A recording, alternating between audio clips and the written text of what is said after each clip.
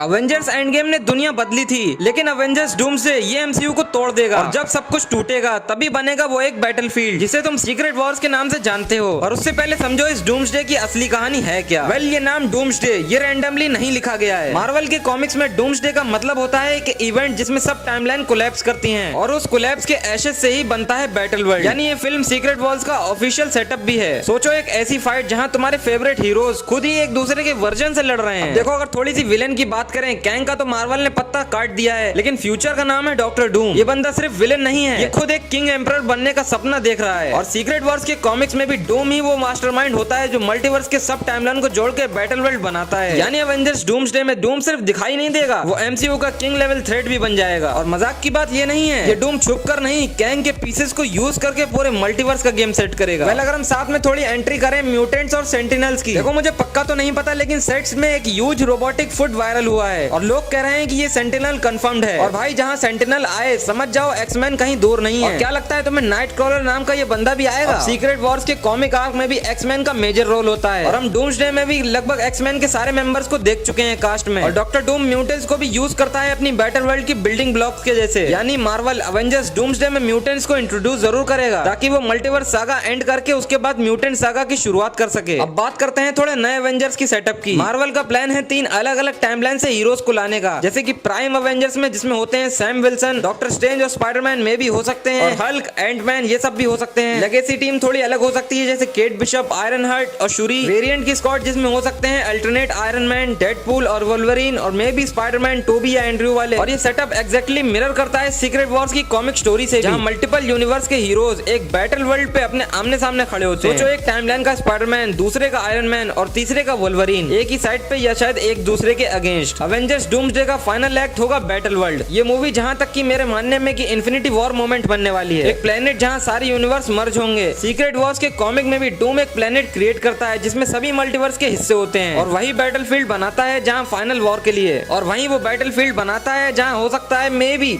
Secret Wars की last fight होगी। और लीक्स तो ये भी कह रहे हैं कि मार्वल उसी स्टोरी लाइन को एमसीयू में भी अडेप्ट कर रहा है, लेकिन अपने हिसाब से थोड़ा ट्विस्ट के साथ। डेडपूल और वोल्वरिन का एक टाइम हाइस्ट टाइप मिशन भी हो सकता है, डॉक्टर स्ट्रेंज एक मल्टीवर्स एंकर भी बन सकता है, और आयरन मैन वेरिएंट अपनी लाइफ देकर एक रीसेट करने का इनिशिएट कर सकता है। और देखो, जितने भी iron man Robert Downey junior play करने वाले हैं, और देखो तुम जानते ही हो थोड़ी लीक्स के अनुसार आरडीजे लगभग 4 रोल और करने वाले हैं, और हो सकता है 4 में से वो 3 आयरन मैन के रोल हों, और हो सकता है उन्हीं में से कोई एक आयरन मैन वेरिएंट यहाँ पर सेक्रीफाइस करेगा थोड़ा रीसेट करने के लिए। अब ये तुम्हें थोड़ा फैमिलियर साउंड हो रहा होगा, क्योंकि यही तो है ना सीक्रेट वॉर्स का बिल्डअप। वेल, अगर थोड़े एमसीयू के रीसेट की बात करें तो क्या डूम्सडे के बाद एमसीयू खत्म हो जाएगा? नहीं भाई, ये इन्फिनिटी वॉर मोमेंट भी होगा, और ये खत्म नहीं, रिबूट होगा थोड़ा सा। और ये रिबूट डायरेक्ट कनेक्ट करेगा सीक्रेट वॉर के आफ्टर मैच से, यानी नए एक्टर्स, नए स्टोरीज, लेकिन लेगेसी जिंदा है। जैसे कि रीड रिचर्ड्स का बेटा फ्रैंकलिन रिचर्ड्स भी आ सकता है, माइल्स मोरेलिस जैसे नए हीरोज की एंट्री होगी, और डेडपूल मल्टीवर्स का कॉमिक नरेटर भी बन सकता है। बेसिकली डूम्सडे ही वो गेटवे है जो एमसीयू के एक नए एरा में ले जाएगा। अवेंजर्स डूम्सडे एंड गेम से बड़ा और सीक्रेट वॉर्स का रियल बिगनिंग है। तुम सोच रहे थे ना कि ये सिर्फ एक और वॉर होगी, नहीं दोस्तों, ये तो एमसीयू का रीबर्थ भी होगा, और मार्वल की सबसे बड़ी फाइट का भी पहला पंच बाकी है। फिलहाल तुम्हारी क्या राय है अवेंजर्स डूम्सडे और सीक्रेट वॉर्स को लेकर नीचे कमेंट में जरूर बताना, और अगर कोई थ्योरी या कुछ हो तो मुझे बताना जरूर, ताकि मैं अगली वीडियो भी बना सकूं।